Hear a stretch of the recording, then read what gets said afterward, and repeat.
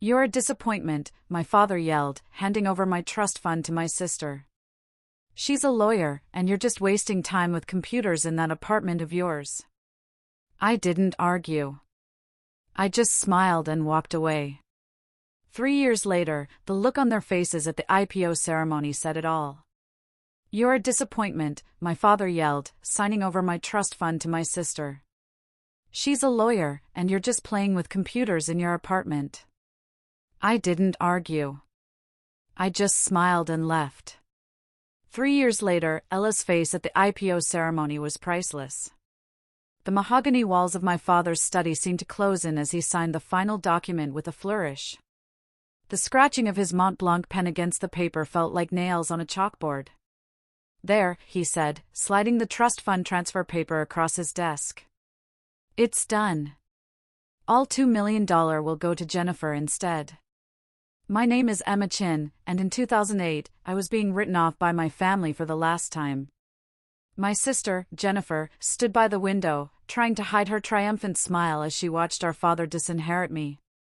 Emma, my mother sighed from her perch on the leather armchair, if you'd just gone to law school like your sister. If you'd just applied yourself. I did apply myself, I said quietly, watching my father's expression darken. Just not to what you wanted. Playing with computers in your apartment isn't applying yourself, he snapped, standing up to tower over his desk. Your sister's a partner at Thompson & Mitchell at 32. Meanwhile, you're what? Coding websites for small businesses, living in that tiny apartment in the city? I could have told them then. Could have explained that what they saw as playing with computers was actually the development of an ad-driven financial technology platform that was about to revolutionize global markets. I could have mentioned the Series B funding meeting I had next week with venture capitalists who'd already valued my company at $300 million. But I didn't. I learned long ago that my family only saw what they wanted to see. You're right, I said instead, standing up. I'm clearly a disappointment. Jennifer deserves the money more than I do. Jennifer shifted uncomfortably by the window. For a moment, I caught a glimpse of the sister I used to know, the one who had shared ice cream with me after bad days at school, who'd helped with my math homework before our parents' expectations had driven a wedge between us. Emma, she started, but I held up a hand. It's fine, Jen, really. Congratulations on making partner. You've earned this. As I walked toward the door, my mother called after me, will you at least join us for dinner? Your father's reserved a table at Le Bernardin to celebrate Jennifer's promotion. I turned back one last time, taking in the scene, my father's disapproving frown, my mother's practiced worry, Jennifer's mix of triumph and guilt. The study walls were lined with law degrees and bar association awards, not a single photo of me or my accomplishments in sight. I have a meeting, I said, but enjoy dinner. The drive back to the city gave me time to think. The trust fund had never been about the money, I had more than enough of my own now. It was about what it represented. My parents had set up identical trusts for Jennifer and me when we were born, meant to be released on our 33rd birthdays. But a clause allowed them to redirect the funds if they felt one of us was failing to live up to family standards. My phone buzzed with a text from Maya, my CTO. VCs moved the meeting up to tomorrow. You ready? I smiled, thinking about the presentation we'd prepared. More than ready, I typed back. Time to change the game. When I reached my apartment, the tiny space my father had sneered at, I kicked off my heels and walked straight to my home office. The wall-mounted screens displayed real-time data from our AI system's latest test run. Numbers scrolled past, each one representing another successful prediction, another validation of what we'd built. The playing with computers my father dismissed had led to the creation of Athena, adaptive trading heuristics and enhanced neural analytics, an AI system that could predict market movements with unprecedented accuracy, processing millions of data points to identify patterns human traders could never spot. My phone buzzed again. This time it was Jennifer. I'm sorry about Dad, her text read. You know how he gets. The trust fund doesn't matter anyway, right? You're doing fine with your computer stuff. I stared at the message, noting how even Jennifer's attempt at kindness came with a subtle dismissal of my work. "Thanks, Jen," I replied. "Enjoy dinner." Turning back to my screens, I pulled up the pitch deck for tomorrow's VC meeting. The numbers were staggering. Our beta testing had shown Athena outperforming traditional trading algorithms by 32%. Major banks were already quietly reaching out, hoping to get early access to the technology. A soft chime announced an incoming video call from Maya. Her face appeared on one of the screens, her usual energy somewhat subdued. "Hey," she said. "How'd it go with the family?" "About as well as expected," I replied, running a hand through my hair. "Dad signed over my trust fund to Jennifer. They're celebrating at Le Bernardin right now." Maya shook her head. "Their loss. You ready to show those VCs tomorrow what real success looks like?" I pulled up another screen, showing Athena's latest test results. "Actually, I've been thinking, what if we don't take the VC money?" Maya's eyes widened. "What, Emma? We're talking about a $50 million investment at a $300 million valuation." "That's small thinking," I interrupted. "Look at these numbers, Maya. We don't need VC funding. We could go public within a year, maintain complete control, and..." I smiled, thinking about my father's face at the IPO ceremony, really show them what playing with computers can accomplish. Maya was quiet for a moment, processing. Then a slow grin spread across her face. "You want to build an empire." "I want to build something that even my father can't dismiss," I corrected. "Something that changes the way the entire financial world operates." "Your father's a corporate lawyer," Maya pointed out. "Wouldn't he have heard about Athena if it's as revolutionary as we think?" I laughed. "Maya, my father still uses a BlackBerry and thinks coding is something you learn at a community college. He hasn't heard about Athena because he's never bothered to ask why I actually do." His loss. "So what's the play?" Maya asked firmly. "Cancel the VC meeting?" I shook my head, an idea forming. "No, we use it. But instead of seeking investment, we pitch partnerships. Get them to open doors to their network of financial institutions. We don't need their money, we need their connections." 6 months after being disinherited, I stood in our new office space in downtown Manhattan, watching our team of engineers work on Athena's final testing phase. The floor-to-ceiling windows offered a perfect view of the financial district, the same institutions that would soon be revolutionized by our technology. "Emma!" Maya called from her workstation. "You need to see this." I walked over, coffee in hand, to look at her screen. The latest simulation results were beyond even our most optimistic projections. Athena wasn't just predicting market movements, it was identifying market-moving events before they happened. "Is this accurate?" I asked, leaning closer to study the data. Maya nodded, her eyes bright with excitement. "Triple verified." The AI spotted patterns in social media, news articles, and trading behavior that predicted the Morgan Stanley merger announcement 3 days before it happened. "If this had been real trading instead of a simulation, we would have made $1 billion, I finished. "Have you shown this to the compliance team?" "That's the best part," she said, pulling up another screen. "Everything's completely legal. Athena isn't using insider information, it's just better at connecting publicly available data points than any human could ever be." My phone buzzed. A text from Jennifer. "Hey sis, haven't heard from you in months. Parents are worried. Dad says your phone number at the apartment is disconnected." I smiled slightly. Of course, it was disconnected. We'd moved the entire operation to a $40 million office space 6 blocks from Wall Street. But my family still thought I was playing with computers in my tiny apartment. "I'm fine," I texted back. "Just busy with work." Another buzz, this time from our head of legal, David. "SEC meeting confirmed for next week." They're interested in the compliance protocols. That was an understatement. When word had gotten out that we were developing something revolutionary in the fintech space, the SEC had practically begged for a meeting. They wanted to understand our technology before it hit the market. Smart of them, really. Miss Chen, a receptionist's voice came through the intercom. There's a Mr. Thompson here to see you.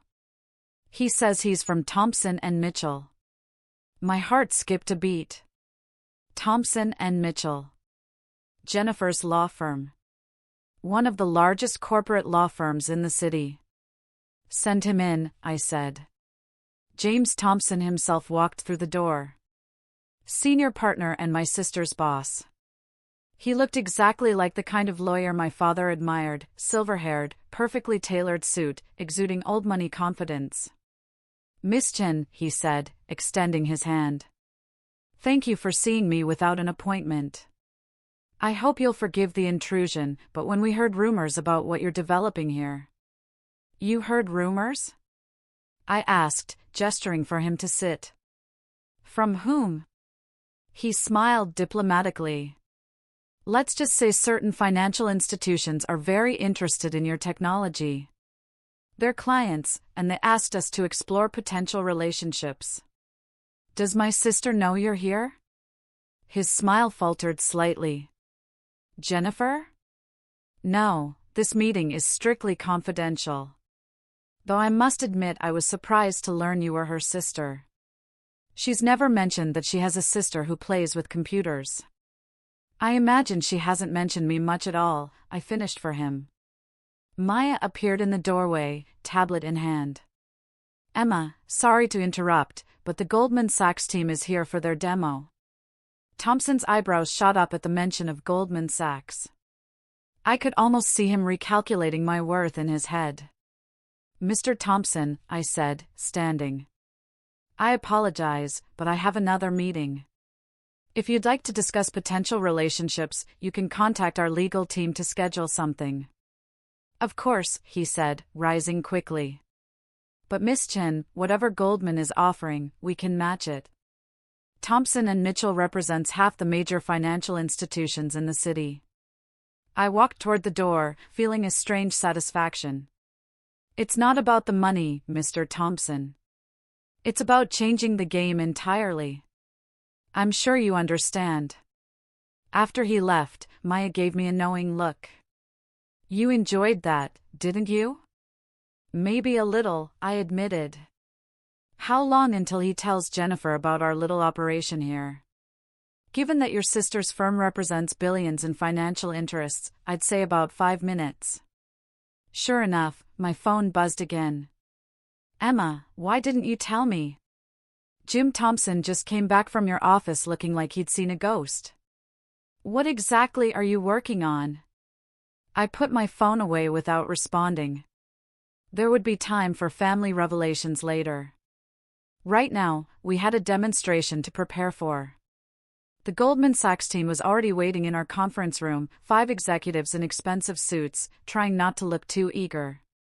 Their presence here was a coup. Getting Goldman as an early partner would open every door in the financial world. Ladies and gentlemen, I began, standing at the head of the table. What you're about to see will fundamentally change how the markets operate. But first, I need you all to sign these NDAs. The morning of our IPO, I stood in front of my mirror, adjusting my suit. Chanel knockout. My parents would recognize the difference. The Wall Street Journal sat on my desk, our company's impending public offering splashed across the front page, Athena set to launch biggest tech IPO of the year, expected valuation $800 million. My phone had been buzzing non-stop for days.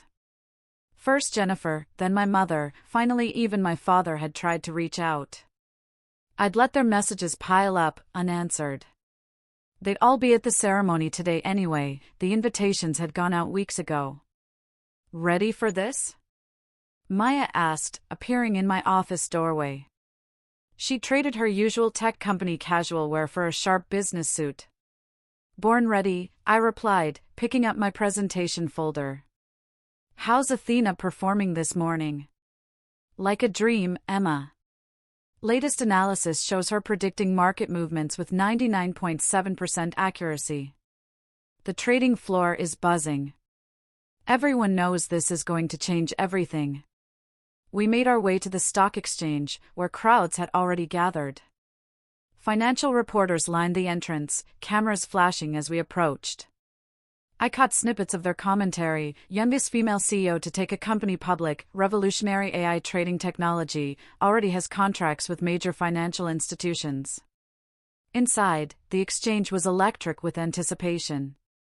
Our team had gathered near the podium, along with representatives from every major bank and financial institution in the city. And there, in the front row, sat my family. My father's face was a study in conflicting emotions, pride warring with regret, confusion battling with awe. My mother kept dabbing at her eyes with a handkerchief, and Jennifer just stared at me like she was seeing her sister for the first time. Emma, my father stepped forward as I approached the podium. We had no idea. No, I said calmly. You didn't. Because you never asked. Before he could respond, the exchange president called me to the stage. It was time to start the ceremony. Ladies and gentlemen, I began, my voice carrying across the suddenly quiet trading floor. 3 years ago, I started coding Athena in a tiny apartment. People called it playing with computers. They said I was wasting my potential. They couldn't see that I was building the future. My eyes met my father's as I continued. Today, Athena processes more financial data in a second than all of Wall Street could analyze in a month. She predicts market movements with near-perfect accuracy, all while operating within strict ethical and legal guidelines. But more importantly, she represents what's possible when you believe in your vision, even when no one else does. The ceremony proceeded according to tradition: speeches, handshakes, the ringing of the bell. But the real moment came when our stock price appeared on the big board.